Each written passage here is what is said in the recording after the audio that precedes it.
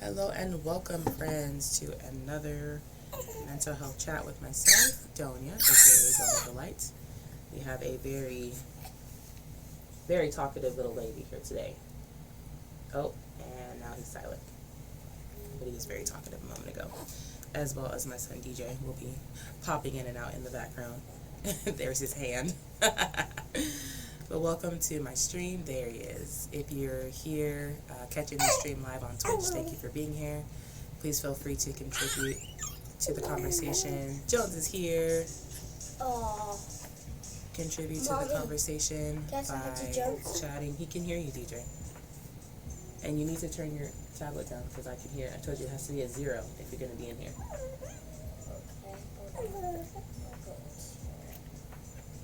First again, good morning, Sleepy Jones. How are you feeling?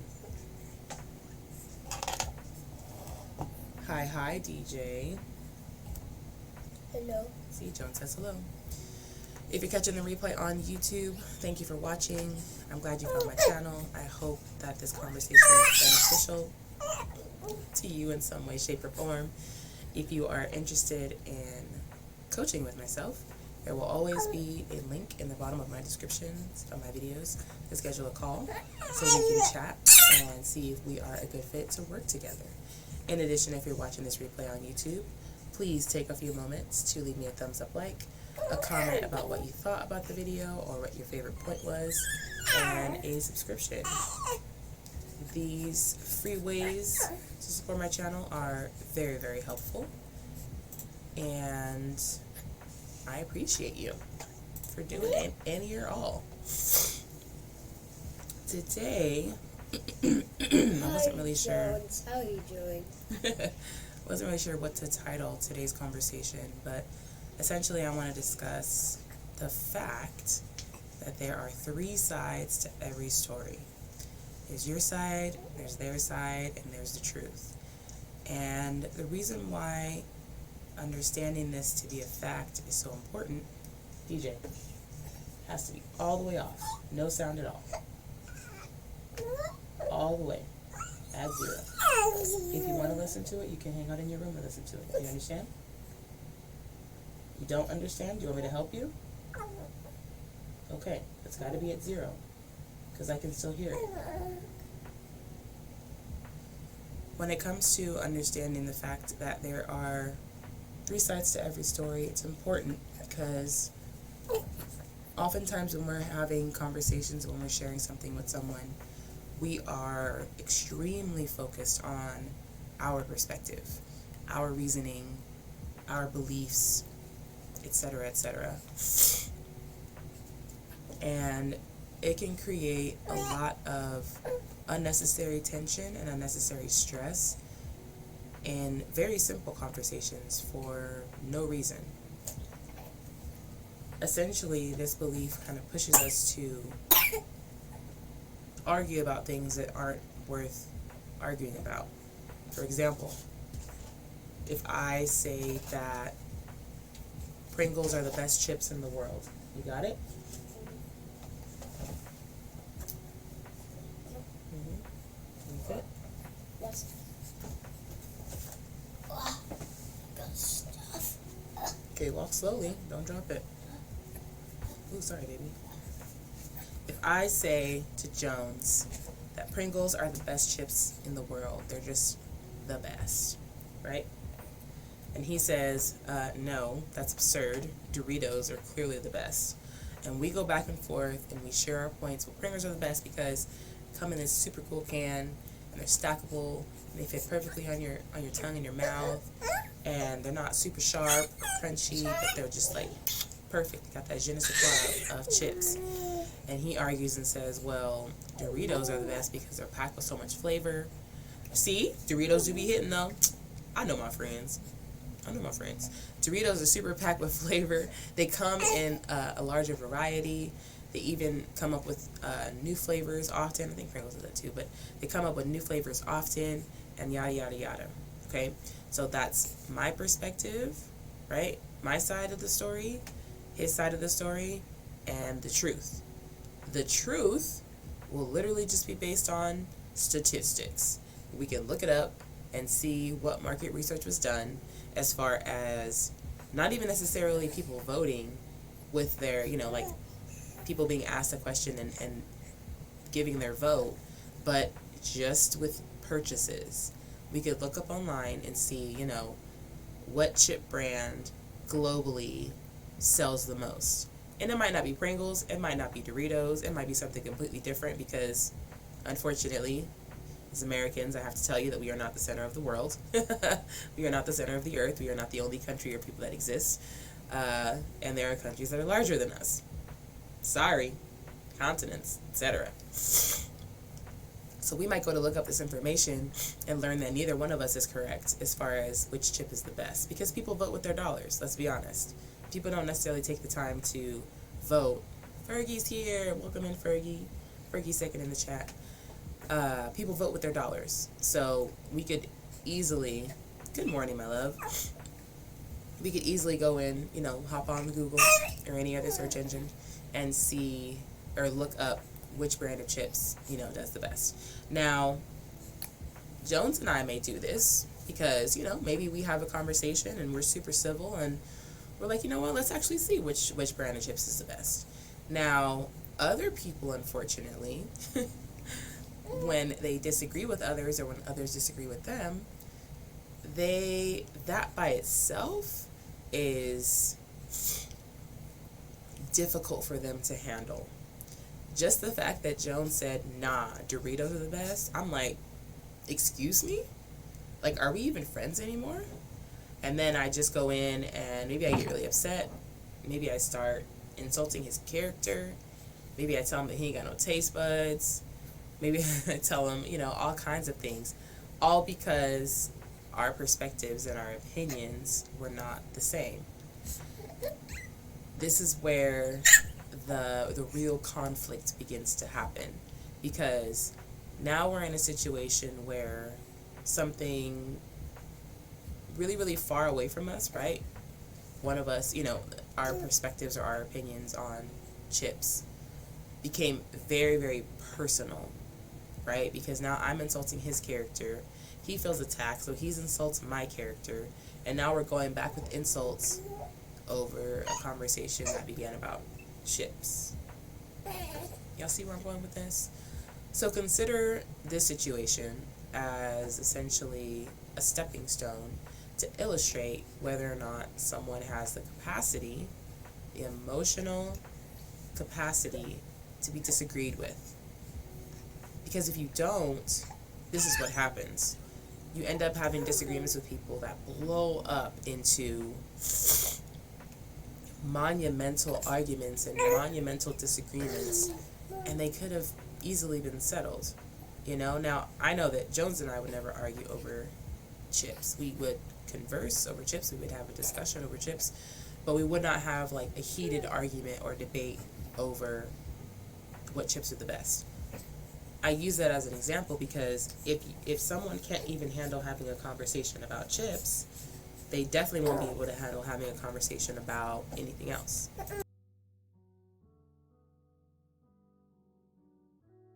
Excuse me, I caught it. I caught the sneeze. All right. So now consider something more personal. Let's say that Fergie comes to me and she says, hey, Doña, I don't think it's a good idea to have your baby on camera while we're on Twitch, while you're streaming live. I don't think it's a good idea for you to have your baby on camera. And I say, I could respond a few different ways, because again, this is her side, this is her perspective, her opinion, her thoughts. I could respond with curiosity and say, well, what makes you say that, Fergie? Or I could respond defensively, because instantly, if I don't agree with her, I respond defensively because I'm like, who are you to try and tell me how to live my life? Look, from the neck. Who are you to try to tell me how to live my life? Maybe there's some snaps involved. Who are you to tell me what I should and shouldn't do with my child? Yada, yada, yada, yada, yada. Even though she's coming from a place of love and understanding, and she just wants to share her perspective with a friend, because friends should be able to do that. You know what I mean? If I respond with curiosity, she might say, well, here's some things that that I learned, saw, etc., from people who have shown their babies on camera, or on the internet, on stream, whatever. And I say, okay, thank you for your thoughts. I appreciate you sharing your opinion with me. She could want to continue the conversation and say, hey, what do you think about it? Have you ever thought about it, or you just did it without even really considering it? I'm loving this conversation. I've dealt with this a lot lately. Yes. So I'd love to hear more about what you've dealt with, Miss Fergie first. Are you leaving? Real deal. Gotta come kiss my face. Good morning, Michaela. Good morning, bro. Oh. Baby kisses.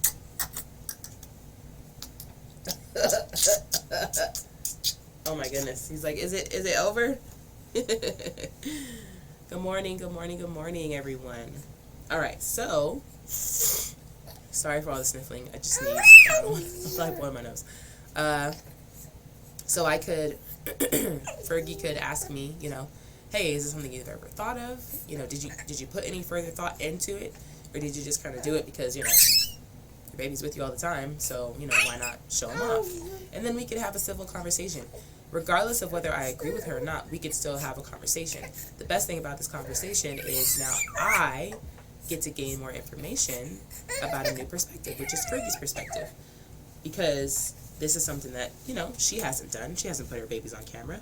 So this is something that she either has an opinion about, has thoughts about, etc., whatever. So then I could have this civil back and forth conversation with my friend. We could talk about how I feel. We could talk about how she feels. What brought her to feel that way. What brought me to feel the way that I feel. And we can just go back and forth. And I can make a decision based on that conversation. Or I can say, you know what? I'm going to look into this further. I'm going to do a little more research or whatever. But we're having a total civil conversation. And everything is fine and dandy. Now, on the flip side of that, like I mentioned before, when she says what she says about, I don't think... Now, mind you, this is clearly her perspective, because she's starting the phrase, or starting what she's saying with I don't think, or I don't feel, which means it's coming from her. She's not casting judgment on me. She's not, you know what I mean? She's not saying you're a bad mom because, or you know what I mean? Or it's not good of you to do this because, y'all with me? Y'all with me? She's sharing her thoughts. I don't think it's a good idea to do this because of this. Immediately, I'm defensive. Excuse me? What are you, some sort of psychologist or something? Do you think that I'm going to harm my baby's life over time because I showed him online? What do you think, that someone's just going to come kidnap my baby because I showed him online? People don't know where I live. People don't know this. People don't know that. Yada, yada, yada. Neck involvement. Snap, snap, snap. And that would not be a conducive conversation. What happens after all I make all these statements? For one, Fergie is no longer heard, because anything she says at this point, I interpret as her attacking me, instead of just, oh, thank you for shouting out, Jones. Yeah, go ahead, boo. Shout out everybody, if you awake. I now interpret everything she says as an attack, instead of her just sharing her perspective. So this is where the subjective versus objective. Objectively, she is sharing her opinion. Subjectively, I feel like she's attacking me, and I don't like it. So I'm going to go ahead and snap back, because I feel like I need to defend myself, even though nothing really warranted defense. But anywho, let's continue with this side. Now I'm trying to protect myself and defend myself. And I'm popping off and I'm saying all these things. And now Fergie can't get a word in edgewise, because anything she says I interpret as an attack. And this maybe just continues. My mood begins to escalate. My stress level begins to rise. And this is all self-created. Because I'm not in any... It's almost an activation of your fight or flight. But I'm not actually in danger. A train is not coming at me. I'm not about to get run over by a car. I'm not about to fall off a cliff. I'm not in any actual danger. I mean, she hasn't even threatened my mental or psychological safety objectively, but subjectively I feel like she has, because her disagreeing with me or her sharing her thoughts or opinions and they differ from mine. What's up, babies? What'd you forget? Huh? Oh.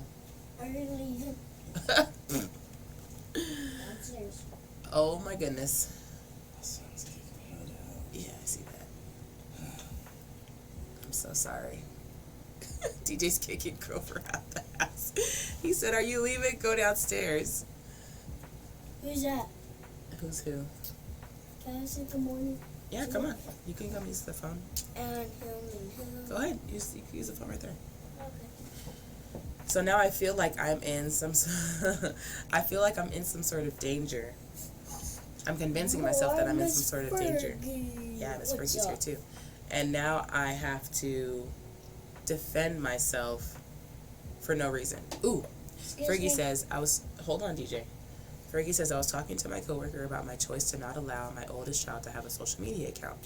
She said her child, who is the same age, has one. I said, that's fine for you. DJ, Yes. hold on, buddy. You don't need anything. It's not urgent. I said, that's fine for you and your child, but I don't choose that for mine. To which she went off on me. She told me that I thought she was a bad mom because my views weren't the same as hers. Exactly. So, immediately when someone else's perspective differs from ours, we feel, not all the time, of course, in every situation, we feel guilt, right? So now, Fergie's coworker, exactly, she must already feel guilty about it then.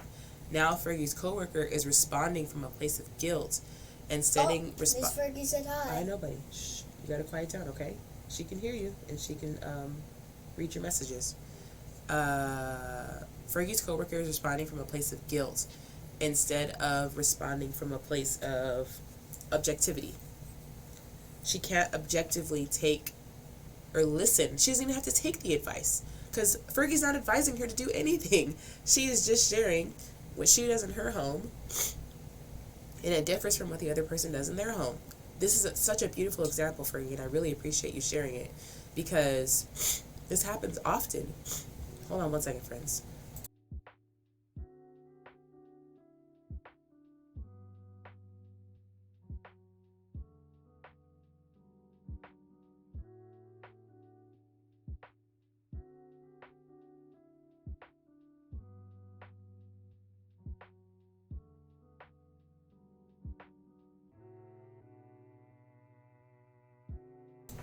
Y'all like that dramatic turnaround? I'm back.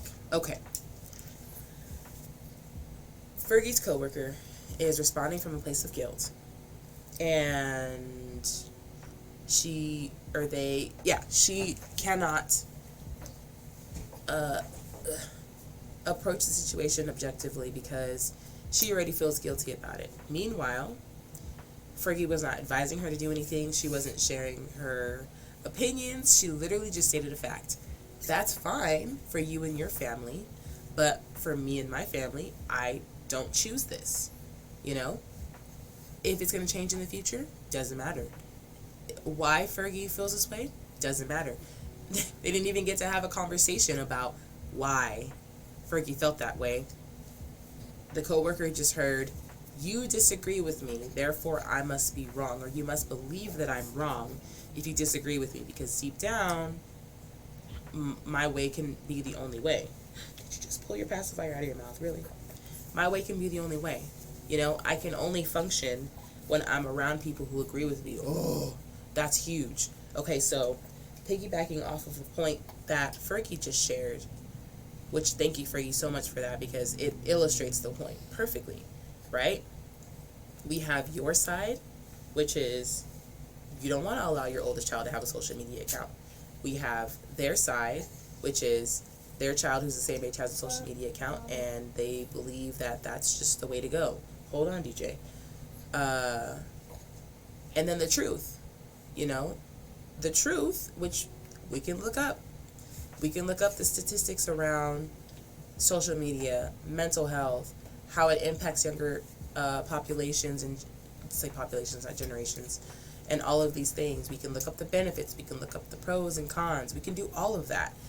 So there's the truth. There's the objective statistical data, the numbers.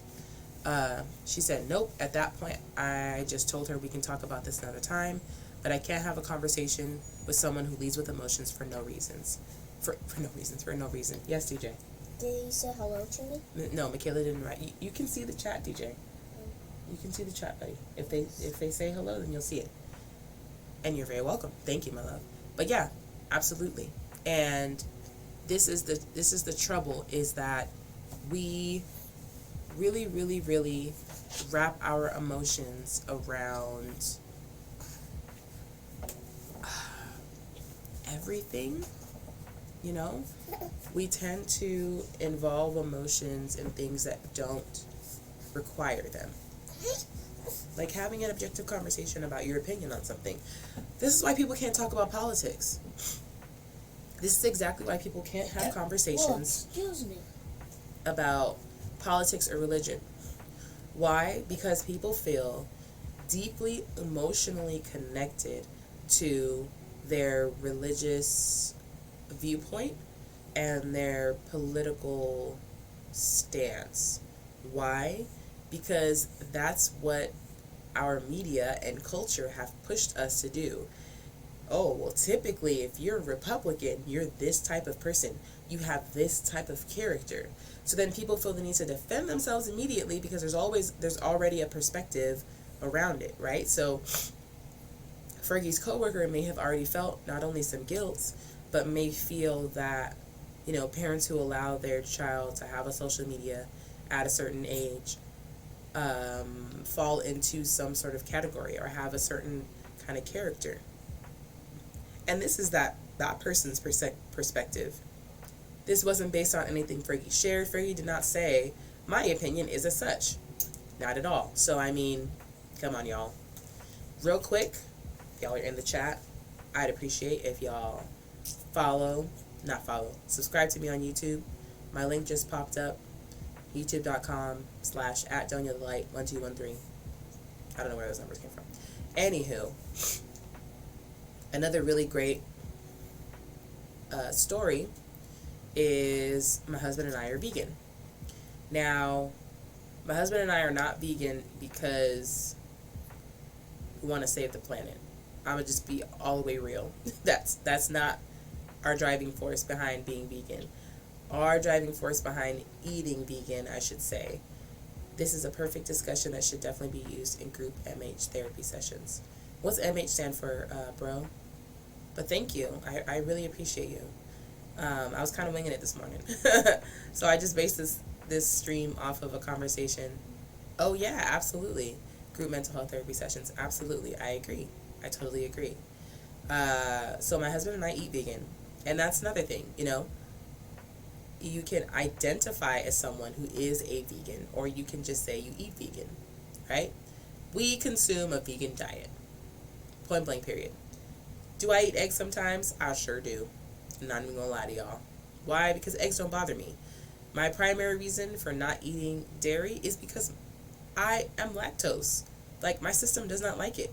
The last time I had meat, my body was upset. So, I no longer eat it. Now, I began eating vegan when I first started dating Grover. Wanna know why? Because this man could cook. And every time I went to hang out with him, he would cook us food. And I'm like, yo, this is super hot fire.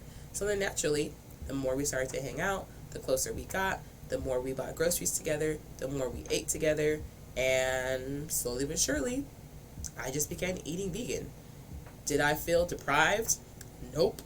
Did my body change? I didn't have gas no more, which was lovely. You know what I mean? And I also became a lot more aware of the things that impact my body. Like, now I know if I consume too much sugar, I end up with a lot of mucus in my body. Like, my nose, I'm constantly sniffling. I have like a little bit of phlegm in the back of my throat. And that's not from being sick. It's literally just from consuming too much sugar, because sugar creates mucus in your body. Said all this to say, the backstory to my husband and I eating vegan.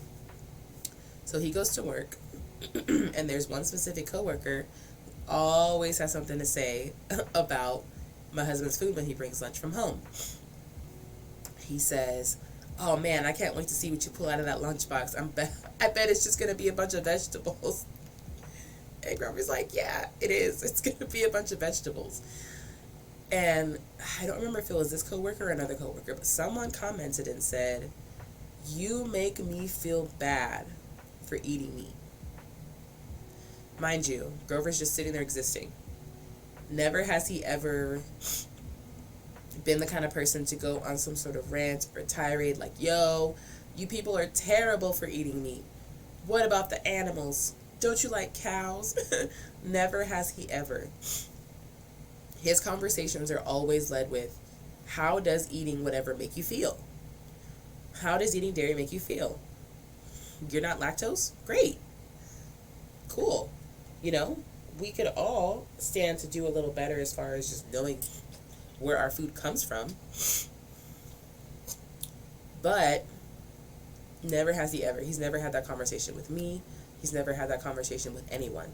But this person decided to tell him, "You make me feel bad for eating meat."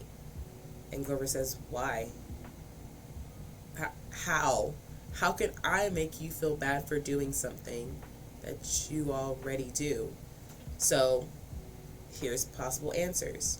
Number one, this person already feels guilt, shame, something along those lines around eating meat, or they believe that people who eat a vegan diet are somehow superior, or that they believe that people who eat a vegan diet believe that they are somehow superior in some sort of way. But let's keep it all the way real, y'all. We're all just people. We're all just humans. There are no superior or inferior. We are all the same. Just because I choose to consume a bunch of plants because it makes my body feel better versus eating meat, what? But you can see in this conversation that this person is attaching emotions to something that doesn't require it. You know, if you say that I make you feel bad for eating meat, then stop eating meat. Because why would you want to feel bad? You know, why would you want to feel guilty or feel shameful over something that you have 100% control over? And then, Mommy, check on the other side. very nice. Want to show everybody? DJ's making a Rubik's Cube. So he's working on his squares right now. Yep. Very nice, buddy. Keep going, and then we'll put it together. So we gotta put these walls, and we put the top. Is this the top or not? Any side can be the top, but you have to finish coloring all the sides first, and then we'll tape it together. Okay. Okay? If you say that someone makes you feel bad for something that they do, why don't, thank you, Fergie, why don't you change the things that you're doing? And typically when I have this conversation and say, you know, just don't eat meat, because I feel that people really overcomplicate these things, and they just don't have to. They really don't have to. If eating meat makes you feel bad, now, here's the difference. Eating meat can make you feel bad inherently, or eating meat can make you feel bad when you compare yourself. Shaka's here. Welcome in, Shaka. Welcome in, my love. Thank you for being here. Yeah, look, it's Shaka. Do you want to say hi? Yeah. Okay, here. It's great, DJ. Oh yeah, Fergie says she likes your Thank you. your whatchamacallit, Rubik's Cube. Oh, yeah. Good morning, Shaka. DJ has such a hard time saying your screen name. He always says Sky Baby. It's adorable. Is it hi? Hi, DJ. Hi. Yeah, Shaka's here. So you could either inherently feel bad for whatever it is that you're talking about. Hope you have a good day, DJ. Oh, okay. What? Hope you have a great day, DJ. Who said that? Shaka. Shaka? Yeah. That's my problem. What? That's my problem. That's your problem? Yes. So you could feel inherently bad over something. Like, it sounds like maybe, well, no. We don't even know that about Fergie's coworker. If you feel inherently bad about eating meat, you literally could just stop eating meat. It's very simple. Yes, I'm TJ. hungry. Can I have some chicken nuggets and ketchup? Yes. In about 15 minutes, I'll make you some food, okay? Oh, okay. Okay. Or you could only feel bad when you compare yourself to someone else. And it sounds like in both of these situations, the situation that I shared as well as the situation that Fergie shared, these people only feel bad when they compare themselves. So that is the root of their discomfort, is the fact that they are comparing themselves to someone else. Now, mind you, as a parent, I'm not going to lie, it's extremely difficult. It's really, really hard.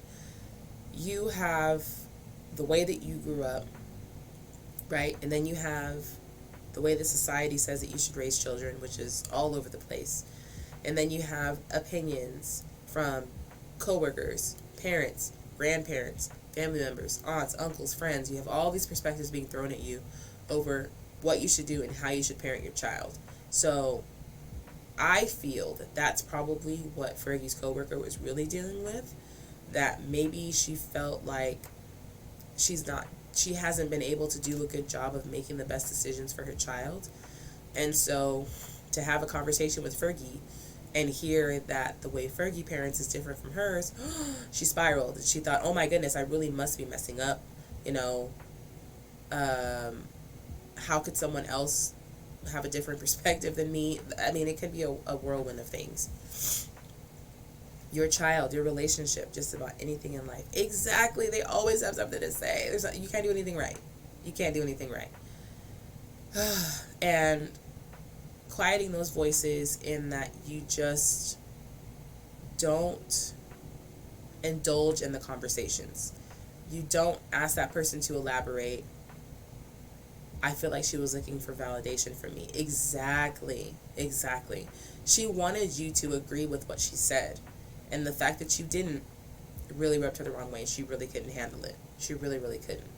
Now, growing up in a black household, it is pretty difficult to learn how to cope with someone disagreeing with you. Because in my household, it was just mom's way. That's it.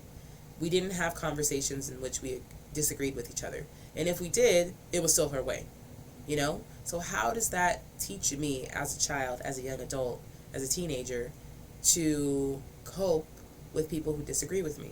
I mean, we see it everywhere, from video games to, well, video games are different because you just kind of get really hyped and get really into it, It doesn't feel good to lose. But I believe one of the best things that we can do for our children is to practice having conversations in which we disagree and having them share, why they disagree with us. Because like I said, I know when I was growing up, there was no conversation. If I disagreed with my mom, it didn't matter. Whatever she wanted to do, and she's still like this to this day, whatever she wanted to do was what happened.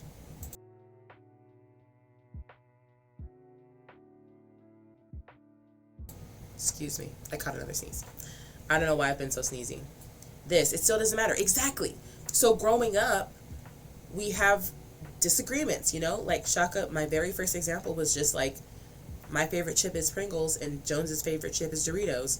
And we could either have a civil conversation about it or we could have a heated debate where we're like ready to fight because I don't know, neither one of us, we're both black. Neither one of us know how to disagree with each other, right? So we could have this heated debate. Now I'm insulting his character. I'm telling him he's a trash person. He ain't got no taste buds. He got too many white friends. I mean, I could attack him from all kinds of angles. And none of that would make any sense because we're literally having a conversation about chips. That's it. There's no discourse outside of the one they want to have. Exactly. Ugh. Once again, I apologize for all the sniffling. I don't know why I'm so sneezy. Maybe it's windy outside today, or it wasn't yesterday. I don't know. My allergies are on the fritz. I can feel it in my nose and it's driving me crazy.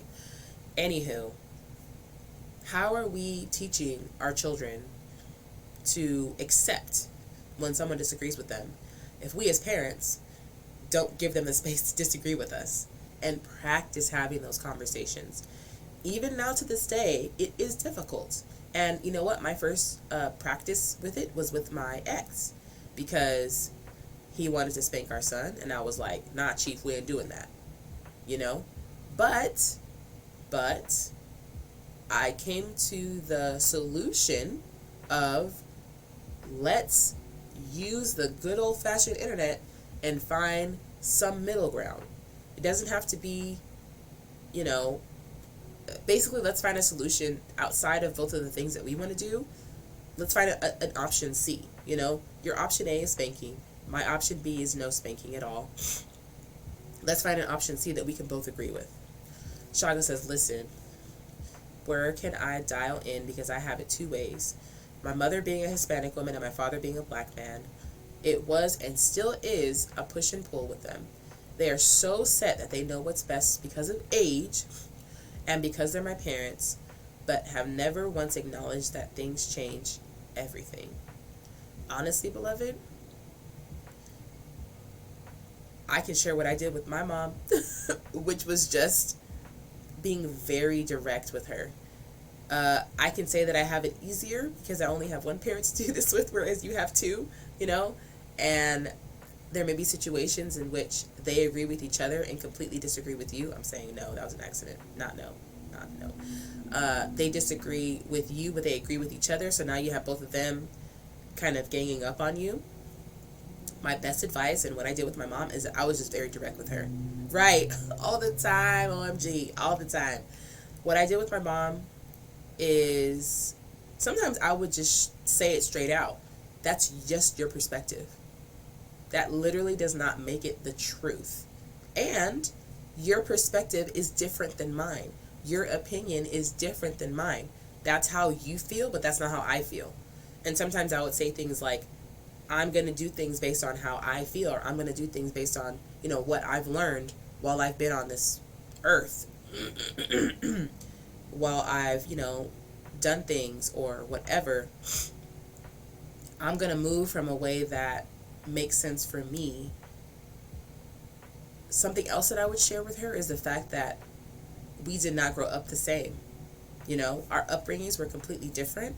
And so the way that we are shaped as people is completely different, because she grew up in a home with both parents with 10 other siblings.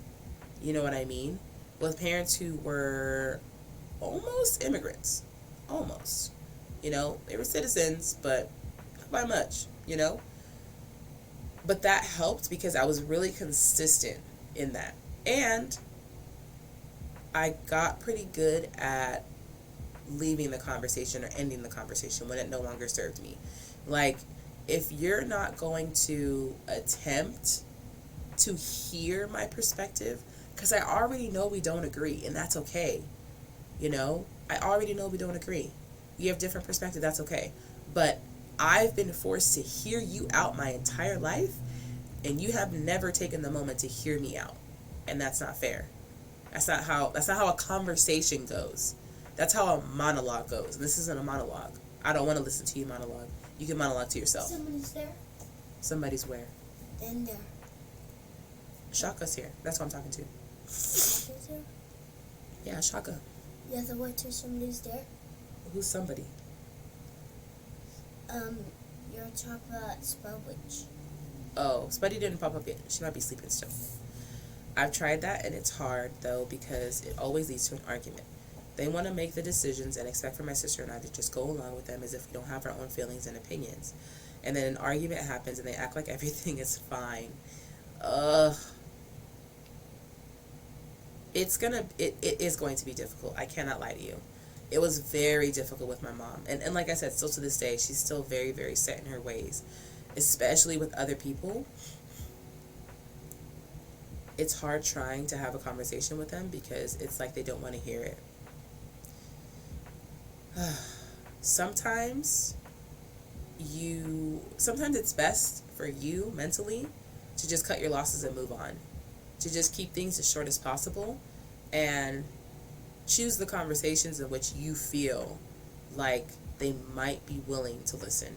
And sometimes those are things that are very minuscule, like I mentioned, the chip conversation, you know, your favorite chip, the best chip, whatever.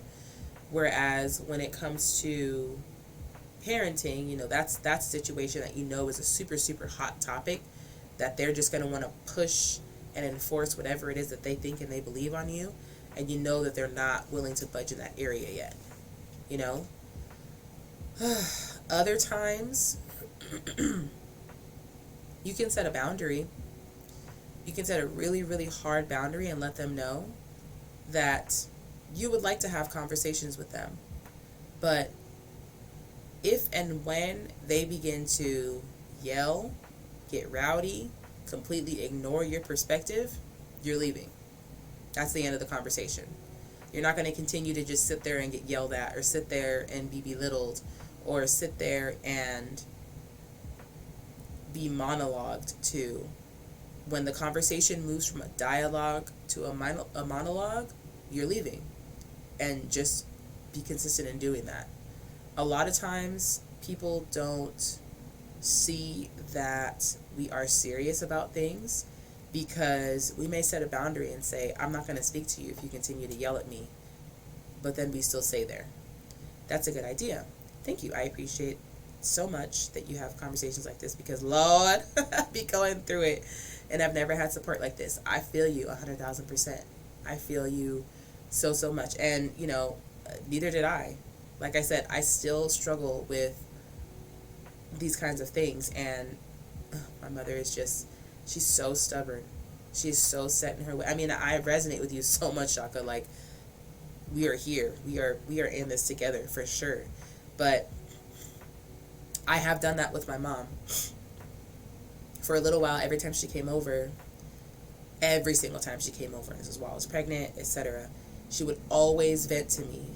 And I told her one day, I said, Mom, and then had the audacity to say, I didn't come over here to burden you with all this. I love it. She always throws that in there, as if it makes a difference. I didn't come over here to burden you with all this, or I didn't come over here to complain to you about all this, but then continues to complain. Cool. So you can say that, but your actions are going to be completely the opposite. Got it.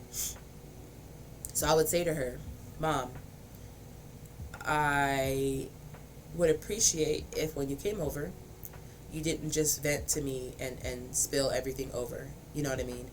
If this is a conversation that you need to have, I'm not the one that I don't want to have this conversation with you. Because she's not asking for my opinion. She's not asking for my advice. She's not asking for my perspective. She's just venting.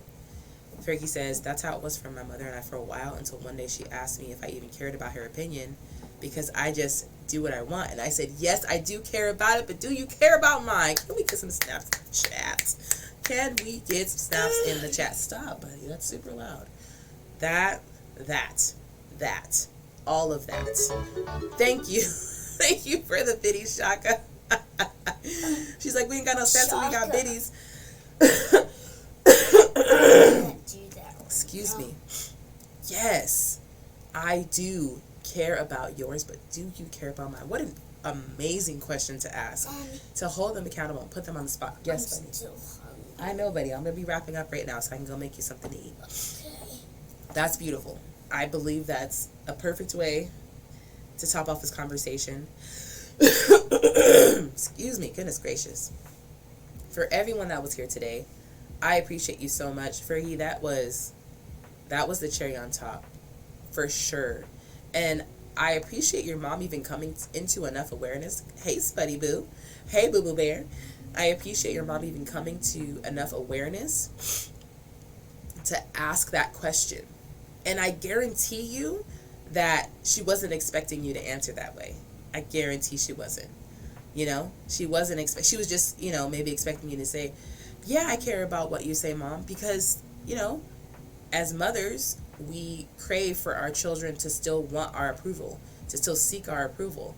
And we do, to a certain extent, their approval matters to us, but it's not what we live and breathe anymore.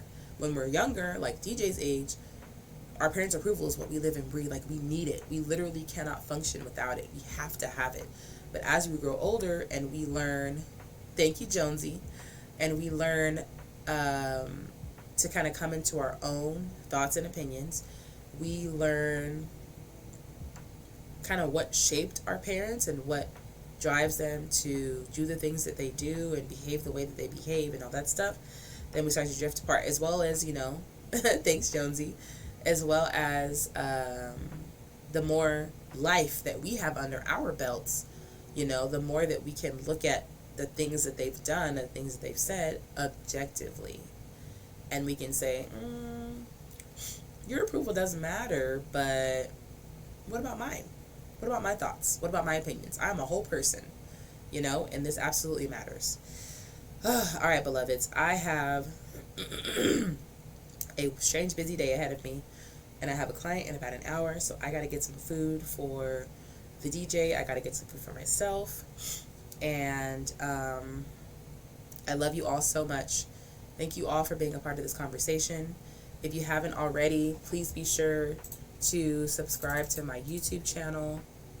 I'm going to post the link one more time. I got to change that timer. I keep saying I need to change the timer that pops up, because it pops up like in the hour conversation. It pops up like once. Have an amazing day, love. Thank you, Spuddy. You too. Everyone here, have an amazing day.